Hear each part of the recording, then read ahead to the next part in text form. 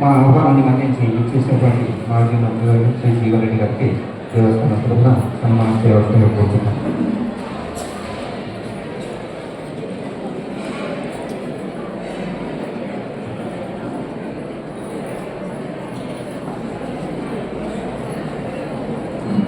అలాగే వారు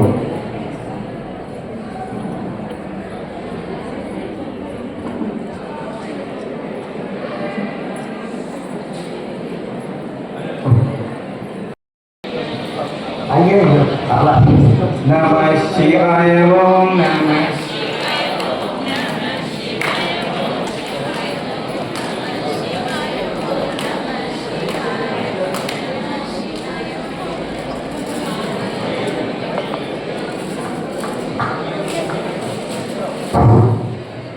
నా పేరు డాక్టర్ గుండె శ్రీనివాస శర్మ, మా ధర్మపురి. నేను కాకతీయ యూనివర్సిటీలో అసిస్టెంట్ ప్రొఫెసర్ చేశాను. ఇంకా 2 రంగాలు దాడి చేస్తున్నాను.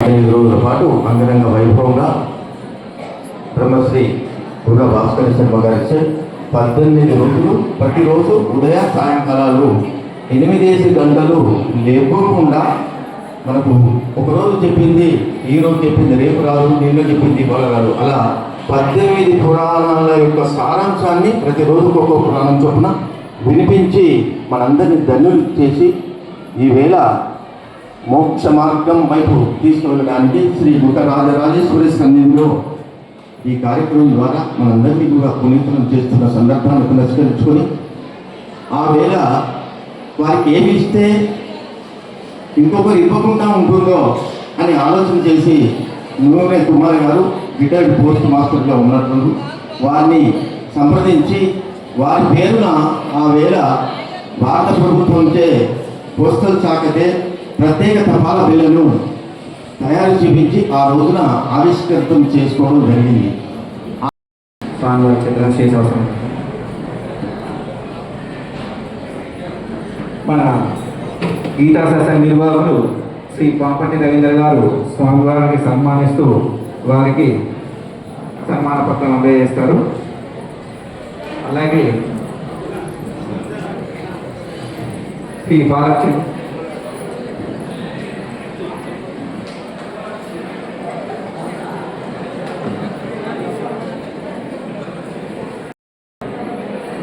చాలా అదృష్టం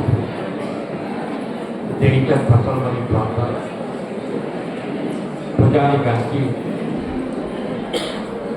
శివ మహాపురాణం దాని యొక్క ప్రాచుర్యం తెలియజేయడం ఈ ప్రవచన జ్ఞాన యజ్ఞాన్ని చేపట్టే విధంగా పూజ్యులు భాస్కర శర్మ గారి నేతృత్వం జీవితాలకు నేర్పించడం నిజంగా మనందరూ అభివృద్ధిగా భావించాలని అనుకుంటున్నాను. ఇలా మన జీవితంలో ఆధ్యాత్మికం అనేది అది ప్రధానమైనది. మనకి ఇంతటి వారైనా కానీ మన మనశ్శాంతి అనేది ప్రధానమైనది. మన జీవితంలో ఏం గడిస్తాము అనేది చివరికి అల్టిమేట్గా మనం ఏం గడించినా ఇంత గడించినా మనశ్శాంతి అనేది ప్రధానం. ఆ మనశ్శాంతిని మనం పొందలేనట్టు మనం ఇంత గడించినా కానీ మన జీవితానికి తృప్తి అవుతుంది. అప్పుడు యొక్క మనశ్శాంతిని మనం కల్పించలేక ఆధ్యాత్మికంగా ఏదైతుందో మనలో పురాణాల వల్ల రామాయణమే కానీ భాగవతమే కానీ భారతమే కానీ అన్నింటికీ మూలం ఏదైతుందో శివుడు ఆరాధన. అన్నింటికి మూలం శివుడు ఆరాధన. ఇదందరూ కూడా గ్రహించింది, తెలిసింది. మన అటువంటి శివ పురాణాన్ని మనం ఒకసారి మనలో జాగ్రత్త చేసే విధంగా మనం తెలియజెప్పడానికి ఏదైతుందో భాస్కర శర్మ గారు మన ప్రాంతాన్ని వచ్చిందని చెప్పి తెలియడంతో నాకు రోజు ఏదైతుందో నాకు ఒకసారి దర్శనం తీసుకుంటే బాగుంటున్నాను. నేను దర్శనం కాదు తప్పకుండా వారి ప్రవచనాలు ఏదైతుందో నేను వినడానికి ప్రయత్నం చేస్తాను. అనుకున్నటువంటి సమయ భావం ఏ విధంగా ఉన్నా కానీ తప్పకుండా ఏదైతుందో వారి ప్రవచనాలు ఏదైతుందో వినడం కాదు, నా జీవితంలో నేను అమలు చేయడానికి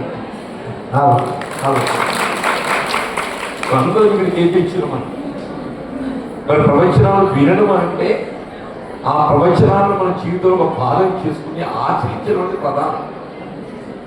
మరి మనం ఆచరించగలిగినప్పుడు మాత్రమే ఏదైతున్నదో మరి ప్రవచన బోధనలు మనం ఇక్కడ విన్నందుకు దానికి తృప్తి ఉంటుంది.